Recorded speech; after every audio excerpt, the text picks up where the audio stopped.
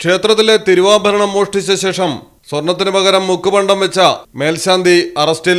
ആലപ്പുഴ കുട്ടമ്പേരൂർ കുന്നത്തൂർ ക്ഷേത്രത്തിലെ മേൽശാന്തിയും കുട്ടമ്പേരൂർ ഇളവൺമഠം സ്വദേശിയുമായ 59 വയസ്സുള്ള രാധാകൃഷ്ണൻ നമ്പൂതിരിയാണ് പ്രതി.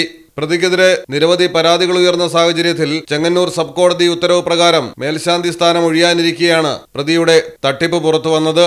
നടപടികളുടെ ഭാഗമായി ക്ഷേത്രത്തിന്റെ ഔദ്യോഗിക റിസീവർ അഡ്വക്കേറ്റ് എം ശ്രീലേഖയുടെ നേതൃത്വത്തിൽ ക്ഷേത്രത്തിൽ കണക്കെടുപ്പ് നടത്തിയിരുന്നു. ഈ പരിശോധനയിൽ തിരുവാഭരണങ്ങളിൽ സംശയം തോന്നിയതിനെ തുടർന്ന് അപ്രൈസറെ വരുത്തി ആഭരണങ്ങൾ വിശദമായി പരിശോധിച്ചു. ഇതോടെയാണ് വിഗ്രഹത്തിൽ ചാർത്തിയിരുന്ന 3 പവനോളം വരുന്ന യഥാർത്ഥ ആഭരണങ്ങൾ നഷ്ടപ്പെട്ടതായും പകരം മുക്കുപണ്ടം വെച്ചിരിക്കുന്നതായും വ്യക്തമായത്.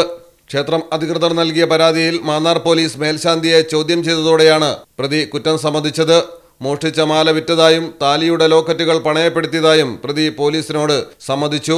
മലയാളം ടെലിവിഷൻ, ആലപ്പുഴ. നിങ്ങൾക്ക് എത്ര പേർക്കറിയാം നിങ്ങളുടെ കുഞ്ഞിന്റെ ആദ്യ കാതുകുത്ത് പവൻ ഗോൾഡിൽ തികച്ചും സൗജന്യമാണെന്ന്? പവൻ ഗോൾഡ് തിരൂർ.